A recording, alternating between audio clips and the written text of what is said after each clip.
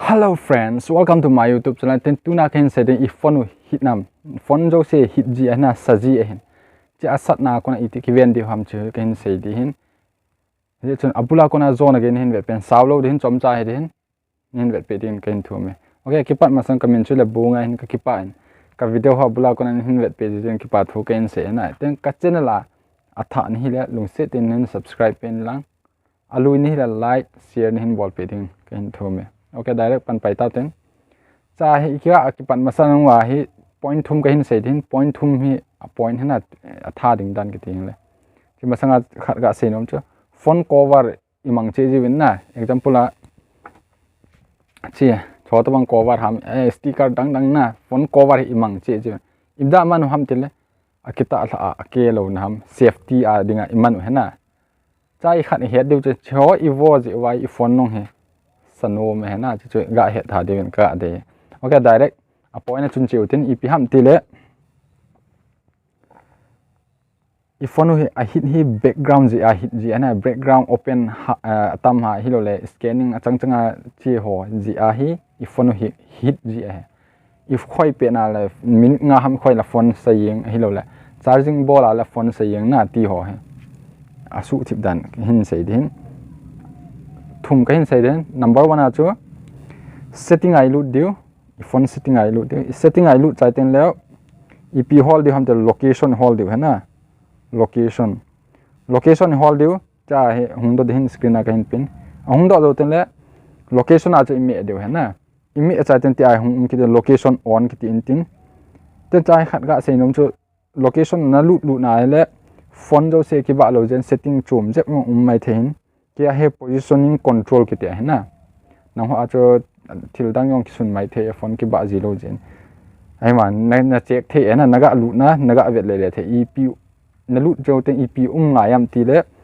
wifi and bluetooth scan ki ti hi ngai na wifi le bluetooth scan hi min tin ti chu na click cha te na chai he du chu wifi scanning chong automatic a ji na chi ona automatic automatic am te inet pe ong ki chai hin battery ong ki chai hin phone nong hit na he chi he diu chi ep bol ham te off diu te anoi kina second point ajo bluetooth scanning om kin bluetooth scanning anoi le le om ji in chong he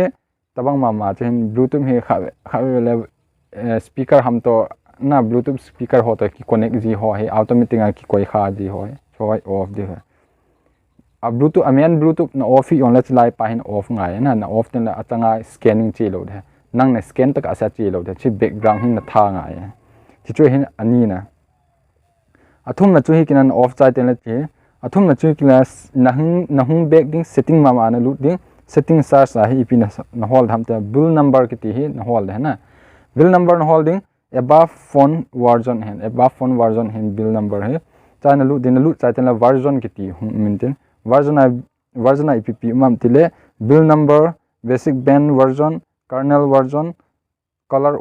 OS version hardware version kiten chai hoya lu di ham tile bill number a lu di hena bill number a direct imi thailo de chai khat he diu chu achi lo ne he na dinga chu na fingerprint ham hello na patron ham password ham chu ngai de hena chi chu hung do ten la bo chun chi active de chi chu iti bol di ham tile bill number a he kha ve ni ve click nga he poi cha he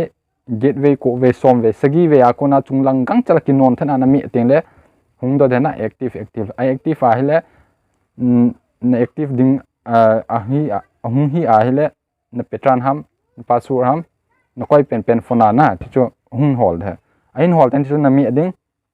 na mi cha ten chu anoya he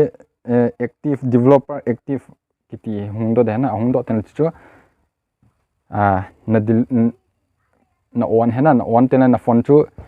amasa asanga chu 100 na 90% kati point na 100 na 60% chu off de a hit chu na a phone sat bai chu off de chu kahin se na phat choma la lung se tenin share pin la lightning ball pe din kahin thu me ki pa na bula ko nin vet pe ki pa thu kan sa ki pa